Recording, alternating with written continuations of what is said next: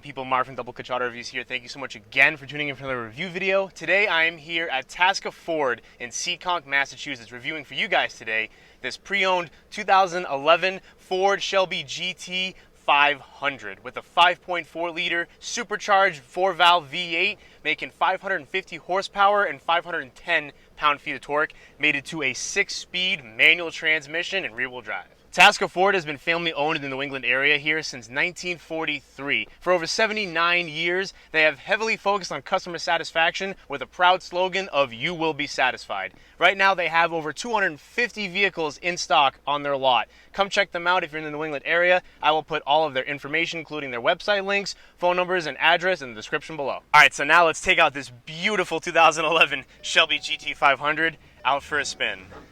Oh. Right away, this thing sounds so sick. Let me just feel out the clutch. Don't stall, Mark. Whatever you do, don't stall. Seat all the way down. A little bit more forward so I get a better clutch feel. Man, that clutch is pretty stiff. Catches very close to the top, I will say. I do have the windows open because I certainly want to hear that exhaust note.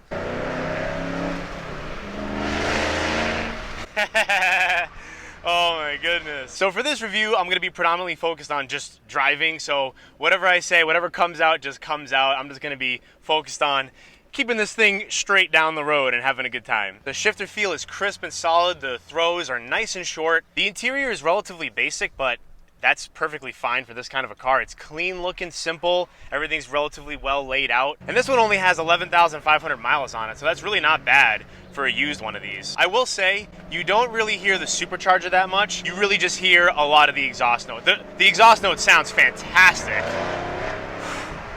So there's nothing to complain about. But I will say in like a Hellcat, for instance, you hear so much more of that supercharger. So I don't know if it's just me, but this live axle is definitely living up to that name of when you hit a bump under throttle, you can definitely feel it start to toss you over the bump. And you have to be very, very precise and focused with your intentions while you drive. This car is definitely not for the faint of heart. You can tell that immediately. I like barely got on half throttle and it already starts to slip out. Man, this this thing is no joke.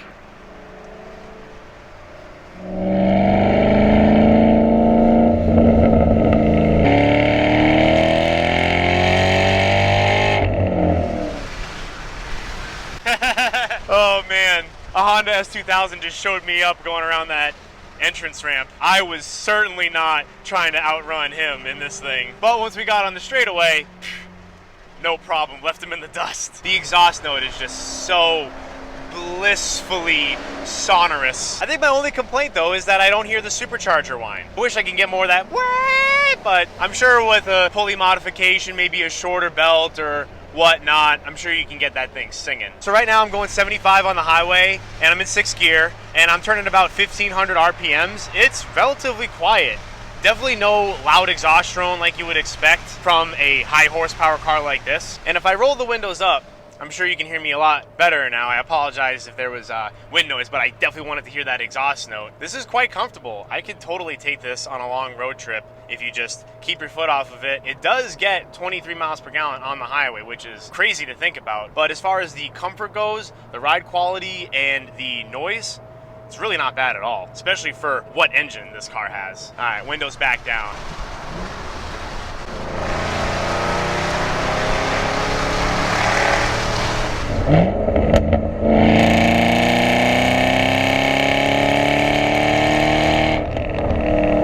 And this thing just looks so aggressive with the black on black paint. It's just menacing. The only two things that I wouldn't like about the black paint is that one, in the summertime, it's gonna get pretty hot in here and the paint is gonna absorb a lot of that sunshine. And two, black cars constantly look dirty. So I'm sure I'm gonna take this thing out for a ride. It's already gonna have mud and water spots and bug grime on it just from this short 45-minute ride, unfortunately. But it is what it is, which would you get with a black car. But when it's clean, this thing just looks so dang mean. And it's not just the bark, it has the bite too. Believe me. All right, I'm gonna spin around here. Oh, it's so good. And it's relatively easy to rev match, I will say. Once you get the hang of the clutch, it's not too bad. I just downshifted, revved match very well for me.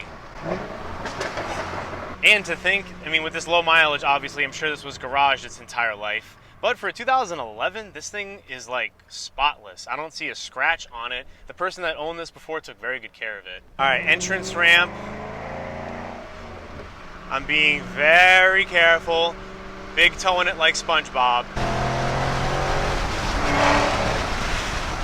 Jeez, super stable at highway speeds though, super stable. From what I've gathered with this short drive, when you go over bumps, you have to be extremely cautious putting down the power. However, on a straight, flat road, it puts down the power very, very well. I'm much more comfortable, one, at speed, and two, on a flat road. Feels much more controllable. Over bumps though, it is a little sketch, not gonna lie. And maybe that's just coming from me, you know, I'm still learning every day driving these higher and higher horsepower cars, especially ones that are rear-wheel drive only. So needless to say, I have not even come close to driving the fastest and highest horsepower cars available yet. You know, I'm slowly getting there. So maybe a more experienced driver might be completely comfortable with this. However, I will say if you respect the power and ease into it, this can be very, very fun and controllable while putting down the power for the normal driver, average person that has driven some fast cars at least in the past. I could totally see myself owning this, not gonna lie. Black isn't my particular favorite, but in like a gunmetal gray, a nice blue or white, you never know. I can totally see that. This thing is fun beyond belief.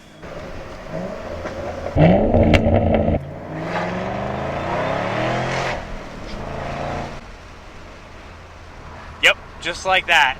Lost traction that easily. That was not even first gear, maybe 80% throttle. If you ever drive one of these, please be careful. I also really like this little plaque here right by the gear lever showing the Shelby GT500 VIN number with the Carroll Shelby signature on it, just reminding you of the special car that you are driving. This isn't a normal Mustang. God. I can listen to that all day. I love it. Oh, I love it. Pretty sure those are natural burbles too. Those aren't tuned like that. Correct me if I'm wrong, but I'm pretty sure the exhaust just does that, which is, oh, it sounds so good. And it doesn't do it too much, just enough, just a little bit. What's interesting about the Shelby GT500 is I think that pretty much most car enthusiasts or people that are just like cars in general would think this car is cool. Between the younger crowd like me, or, you know, especially younger kids, they obviously think this is cool, and as well as the older generation. I feel like the older generation, this car has such a strong and rich history that a lot of older people also respect how special and powerful and fun this car is. As I was just talking about the older generation, some elderly gentleman just walked by and goes, whew, nice car. Of course, I'm not gonna lie, tell him it's not mine, but I'm telling you, this thing, for the amount of money you're spending, for what you're getting as far as performance and just cool factor, you're not gonna be disappointed. I'm in a neighborhood right now, and there's literally another older couple watching me pull out of here, so have to be very respectful. All right, let's send it a little bit.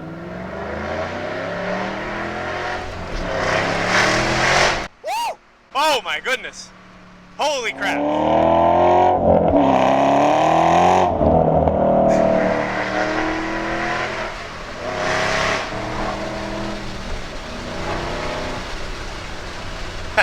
Another problem that I see though with this is that I'm constantly feel like I'm getting like trying to get one-upped by other sports car, muscle car drivers.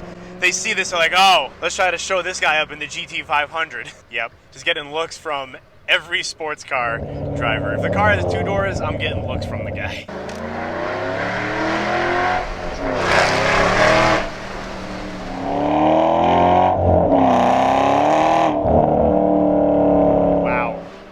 I've been driving this whole time with traction control on. Probably a good thing, actually. So now I just turned it off. Wish me luck.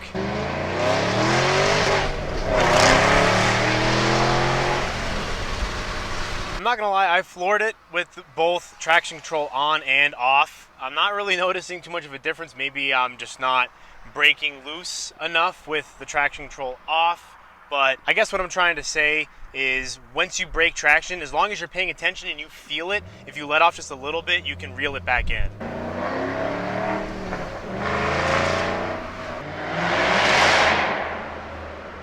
Beautiful. I also like how there's a little shift light here right in the gauge clutch, just a little up arrow. Almost looks like a turn signal arrow just tilted on a 90-degree axis. So this car certainly does stand out, as I said earlier, but with the black on black, I feel like it doesn't draw too much attention, whether that's positive or negative attention. You blend in as far as that's concerned.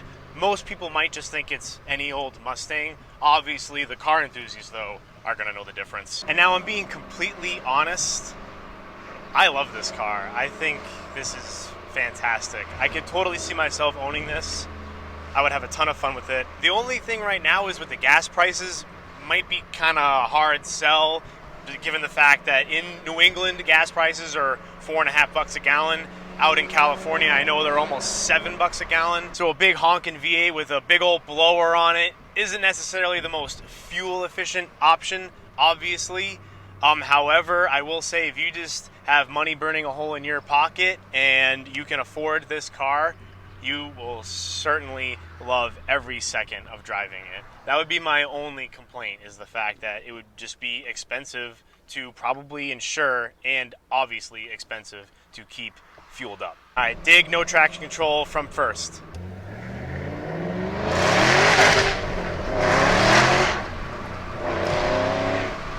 You floor it, you just spin. Oh my God, was that fun.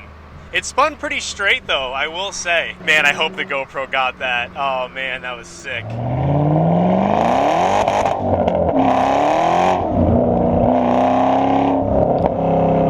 One good one in for the boys and then we're done. Hope it's not my famous last words, right?